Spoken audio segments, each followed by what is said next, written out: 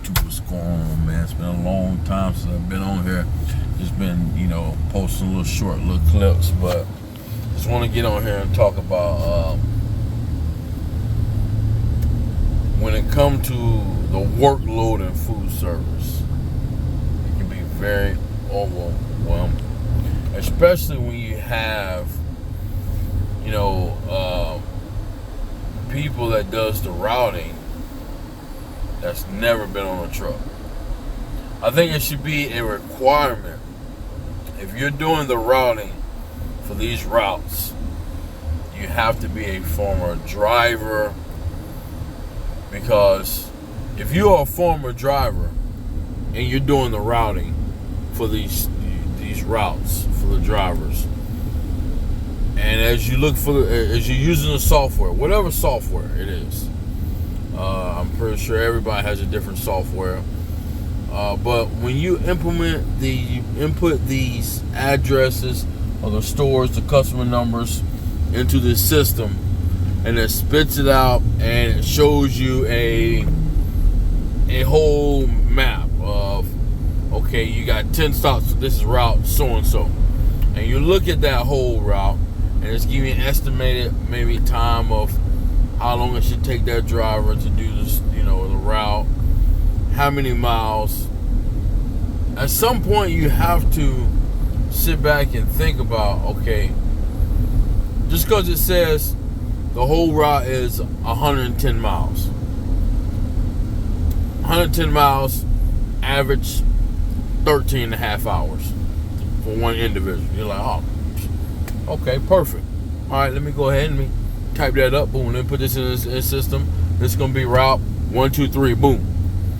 But what you have to realize is, just because the route says 13 and a half hours, 110, miles, you have to factor traffic, travel time. How long is it going to take that driver to get to his or her first stop? Like me, it takes me on Monday, Tuesday, and Friday, it takes me a little over an hour to get to my first stop. Last night, my first stop is like 15 minutes away from the warehouse. My second stop is 55 minutes to an hour.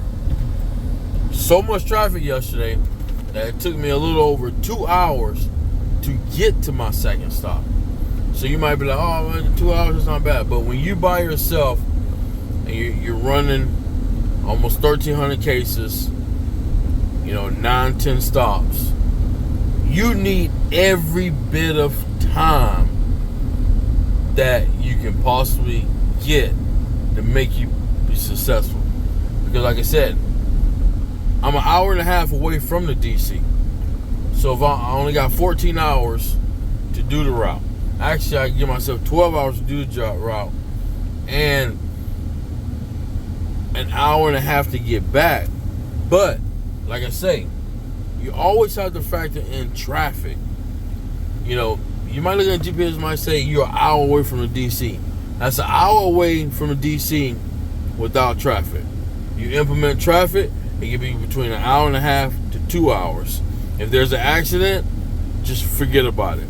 So that's why I say, like, when it comes to routing, I think that a lot of these companies should implement that you have to have some type of experience, because just you as an individual using the software and putting it the stops into the customers into this software, and it spits it out, and then you just putting it together and not even thinking about travel time and the thing that a lot of drivers go through out there.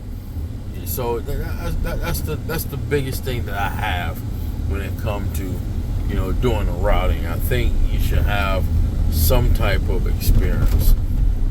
And to me, I think it would be better if you used to be a driver, because you'll know, when you put it in there, if it don't make sense, you're like, nah, this don't make sense.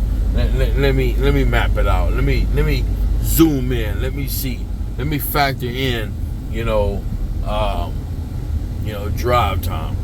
So, you just gotta make sure you just humble, man. Whatever route you are doing, I mean, if it is messed up, you just gotta be humble and just take it with a grain of salt and get out there and knock it out.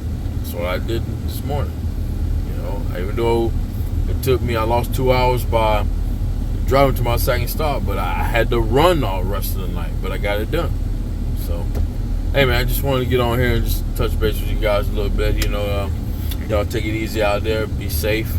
Always remember, thank God for everything, and keep your head up. Peace.